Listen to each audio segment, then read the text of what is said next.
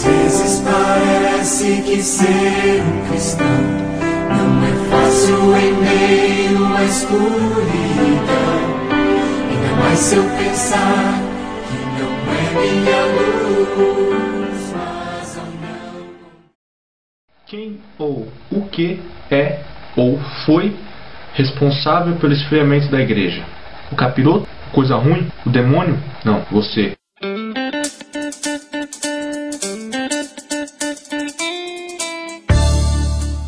Ao longo da história da igreja, algumas coisas sempre foram responsáveis pelo esfriamento da igreja. Por exemplo, a demora da volta de Cristo. Se imagine há 2000 anos atrás. A igreja tinha uma forte esperança de que Jesus ia voltar muito em breve. 2000 anos se passaram. Todos aqueles cristãos daquela época morreram e eles não viram a volta de Jesus. O fato é que esperar a volta de Jesus e isso não acontecer frustra a vida de muito crente.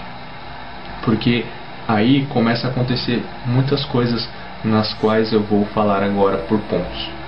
Presta atenção. Escândalos. Os escândalos na igreja do Senhor está tirando muito crente da igreja, está fazendo muito crente se desviar, e isso abala e muito a fé das pessoas. Escândalos sexuais.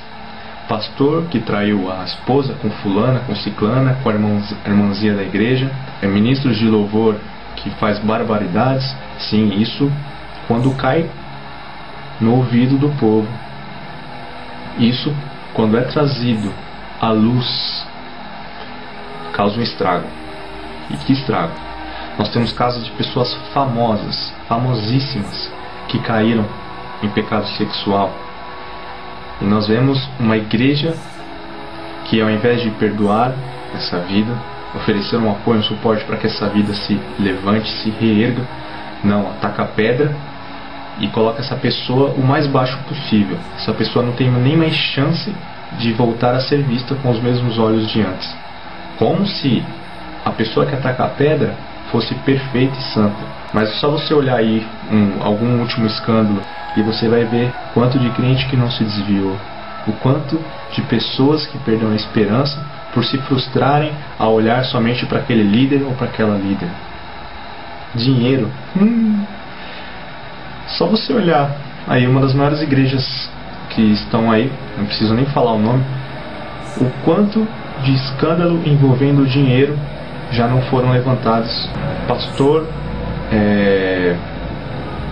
fazendo lavagem cerebral nas pessoas, nos membros, para que essas pessoas venham cada vez mais estar colocando o dinheiro dele no altar do Senhor, em troca de coisas, como se Deus fosse a base de troca. Um dos males que mais afeta a igreja, o dinheiro, a ganância pelo dinheiro. Sim, Deus é o dono do ouro e da prata, e muito crente confunde isso. Está cheio de líder, pastor, nos púlpitos, ameaçando os membros, com Malaquias 3:10, por exemplo, em que se ele não colaborar com a casa do Senhor, ele vai ser punido de alguma forma. Isso é grave. Não se deve ameaçar os crentes, não se deve ameaçar os membros que estão lá sentados com a palavra de Deus em troca do dinheiro. Sim, a casa de Deus precisa de manutenção, a casa de Deus precisa de sustento, precisa pagar as contas, e para isso as pessoas devem ser instruídas a colaborar com a casa de Deus, para que na casa de Deus haja mantimento. Do dinheiro eu posso ligar claramente com o poder. O poder. A guerra por cargo na igreja é uma coisa lamentável.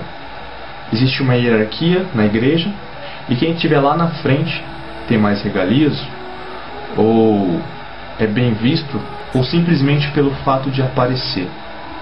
Está cheio de gente na igreja brigando, causando intriga, fazendo coisas que não agradam a Deus, somente em busca do poder, por um reconhecimento. A competição é grande, é um querendo ser mais santo do que o outro, é um querendo ser mais...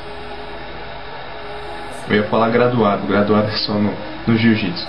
Estar mais à frente do que o outro.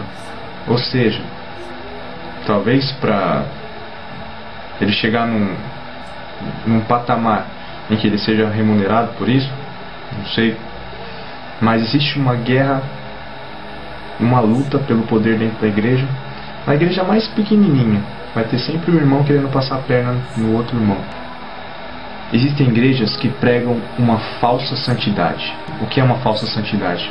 O que é essa falsa santidade? É algo colocado, imposto aos membros, aos irmãos, um ideal de santidade tão impossível, tão difícil de se cumprir, de se fazer, que isso frustra, que isso coloca um peso sobre a vida das pessoas muito grande, de uma forma que a pessoa ela se sente sempre culpada, sempre acusada, e os danos são enormes. O que todo mundo tem que saber é que todo mundo é suscetível a erros, a pecados. Todo mundo peca. Por isso a graça do Senhor Jesus está disponível a todos. O pastor, aquele que está lá no topo, aquele que é visto como o semideus, uma pessoa que jamais erraria. Meu irmão, pode acreditar, ele erra, ele peca. A santidade ela está muito mais na pessoa que não quer mais pecar, que não quer mais pactuar com o pecado, do que numa pessoa que se diz santa por não pecar de forma alguma e por se colocar na frente, muitas vezes na frente, no púlpito, apontando para as pessoas, dizendo como elas têm que ser, de uma forma que uma só pessoa conseguiu ser perfeita, é o nosso Senhor. Uma atitude na igreja que é identificada, que é muito comentada e nunca acaba, é a fofoca. A fofoca, sim. Imagine você, se eu chegar agora numa roda de oração e chegar e falar assim: irmãos, eu tenho uma coisa para falar para vocês, mas por favor, não conta para ninguém. Me disseram que fulano de tal tá fazendo isso, isso e aquilo, mas ó, tô falando para vocês só para oração. Não espalha para ninguém. O que vocês acham que vai acontecer amanhã? Ou assim que acabar a oração, o que você acha que vai acontecer? A irmãzinha vai chegar e vai falar assim, ó, sabe fulana de tal? Ó, não conta pra ninguém, é segredo. Fulana de tal tá fazendo isso e aquilo. Ora por ela, irmã. Você acha que a irmã que ficou sabendo da novidade vai orar por ela? Não, ela vai contar pra alguém também, que essa pessoa que ela vai contar também não é pra contar pra ninguém. Isso, meus irmãos, é uma chaga, é uma ferida que cresce no meio de uma igreja chamada fofoca, que destrói vidas, destrói pessoas e destrói a própria igreja. Jesus nos deixou diretrizes claras, nas quais nós devíamos seguir e agir conforme as suas palavras. Jesus foi perfeito e nós não vamos conseguir ser perfeito de uma hora para outra. Nós temos que buscar evoluir cristicamente, ou seja, nós temos que procurar nos parecer cada vez mais com Cristo, nas nossas atitudes, nas nossas ações, no nosso dizer, no nosso pensar. Tente agir de uma forma com que você se pareça cada vez mais com Cristo, que o seu lado crístico se sobressaia do seu lado carnal, do seu lado pecaminoso, do seu lado anticrístico. Dependa da graça de Deus, se posicione em Deus, na sua igreja, faça a diferença verdadeiramente, fica com Deus. Às vezes eu temo que vou fracassar, pois eu sei que errei e continuo a errar. Mas minha luz parece extinguir-se. Meu Deus, me dá força pra prosseguir.